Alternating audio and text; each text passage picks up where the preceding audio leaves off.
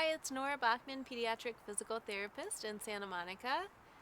An activity that you can work on with your kiddo to improve balance and general core, belly, trunk strength and active engagement is a sit to stand to sit activity. So let's say my little guy wants to hang out here. I'm putting him in a short sit position, which basically means we've got kind of a 90-degree angle at the ankle, the knee, and the hip. So I'm going to support my friend in this position with my hands on the hips, sort of mid to low back area. And a lot of times the kiddo will immediately try to recline on us. If my kiddo is doing that, I'm going to go with him. So kids love to go dead weight as a way to avoid whatever activity we're doing. So I just want to show him the result of what happens if he leans back. I go with him until he decides I don't want to be here anymore, and then he can come up to sitting. So our friend here is comfortable sitting and is playing with the toy but can't quite reach. So in order to get him to stand, he needs to go up and forward. So whenever we are standing from sitting in a position like this, there's always a forward as well as upward weight shift. So in order to assist with that, what I can do is move my hands up a bit higher, so kind of around the rib cage, and my little guy may hold on to here and pull himself, but if not, one way to facilitate the transition is with my hands around his rib cage, I can come up to provide that forward and upward weight shift.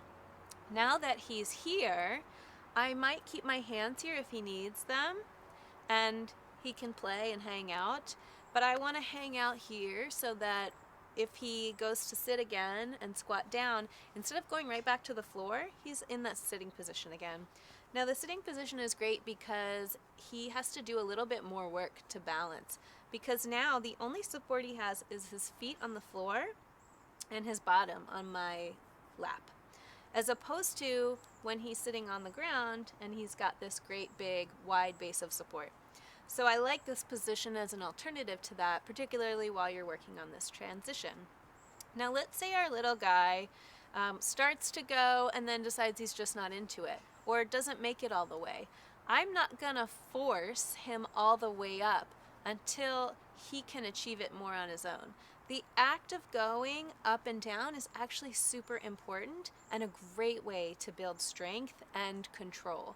So when we're going up and down stairs as adults and children, we require a good amount of strength and control in our quad, glute, and hip muscles, as well as the hamstrings. So the ability to stand and to come down with some control is really important and applicable to other activities.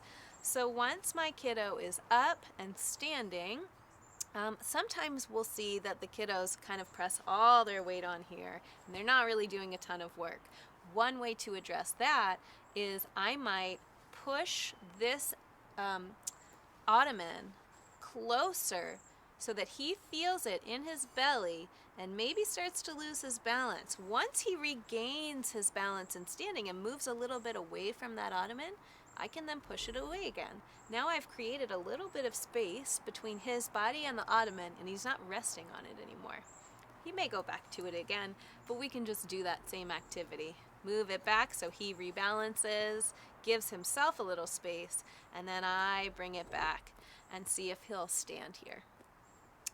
And then again, once he's here, when he comes back down, he can sit and play back on the lap, but these transitions are so important. Just remember, you provide all the support and encouragement that they need to participate. Once they engage, you can gradually back off a little. Really check in on how much work are you doing and how much is he doing. So if you find that you're doing all the work, maybe it's not the time and you just want to distract him with a little bit of play, and then try again.